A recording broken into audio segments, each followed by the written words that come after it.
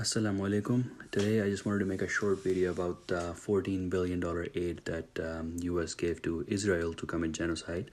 And I just felt like it's important to highlight some of the things that they could have done instead at their home, instead of giving this money to Benjamin Netanyahu to commit the genocide. So one of the things that we see in US all the time, if you ever travel across US, you will see homelessness. Especially right now, with the winter is here now, recession is all-time high. Homelessness is a big issue right now in US. And while looking up the numbers on Google, I came across that approximately 20 million US dollars are required to build a brand new shelter that could house 200 beds. And if they were to use this $14 billion to make new shelters, they could have made 700 new shelters with 200 beds in each, but they decided to not do that. One other thing that you see all the time if you've ever lived in US or in North America is that there's always a shortage of truck drivers. As a result, the supply chain gets expensive and things get delayed. On an average, it takes about $5,000 to get a new truck driver trained and ready, all the way from schooling to licensing and everything. They could have used the same 14 billion, and guess what? They could have had more than 2 million drivers on the road. Imagine how much cheaper your groceries would be after that, but they decided to not do that. If you don't love truck drivers, guess what? You could also have started a scholarship program.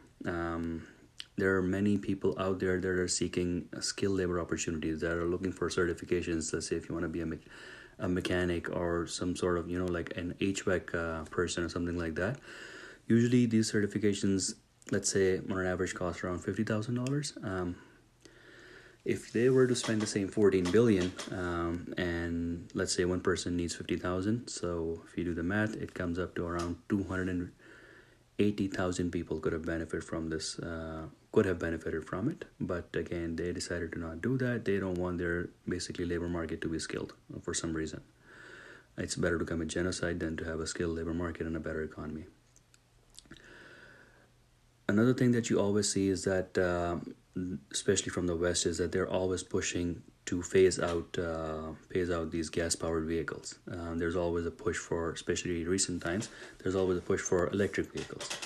So they could have used the same $14 billion and just hand out free electric vehicles. Let's say an electric vehicle cost $40,000 to the government if they were buying, especially if they would buy in bulk for $14 billion. So if an average vehicle is $40,000, they could have given away 350,000 vehicles. Imagine how much reduction it would get in pollution, but why do that? Another thing that they could have done, anybody in US can probably attest to that, is that the veterans in US are not treated the way that they should be. They're not well taken care of, and they deserve so much more than what's been given to them right now.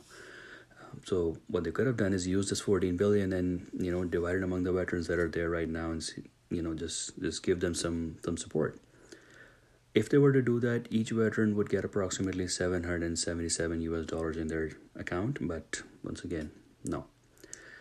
Another thing they could have done is there's around 43.4 million student loan borrowers. If they were to spread it out, this 14 billion among them, everybody would get a break of $322. It may not sound much, but for somebody who's making interest-only payments, that means that you don't have to make any payments for next few months, which would be a welcome break right now. But once again, no. Another thing they could have done is if they were to take this 14 billion and give it out to the number of families in US, approximately a family size is 3.13, and let's just say that you only want to give it to the US citizens, not even the residents, not even the visitors, just the citizens of US, and for each family. Still, they would get $138 per family, which would be a welcome break again right now given the recession, but once again, no. They could have used the money to offer some tax break to low-income families. No. They could have invested the money to fight human trafficking, which is all-time high right now. No. They could have invested the money to combat drug addiction, which right now, the drug overdose kills more Americans than the car accidents. No. And I'm sure these are just some of the reasons that I came up with. There are many other ways that they could have used this money more productively. But instead, they chose to give these taxpayer dollars to Israel to commit genocide. Joe Biden is literally committing highway robbery with US citizens right now. And that's why I urge anyone watching this to call out the government on it. Raise your voice, ceasefire. Raise your voice for ceasefire. There's no need for this genocide to happen, and you need to raise your voice because this money is not coming out of Joe Biden's pocket, but it is coming out of your checking account. Jazakallah for watching. Thank you.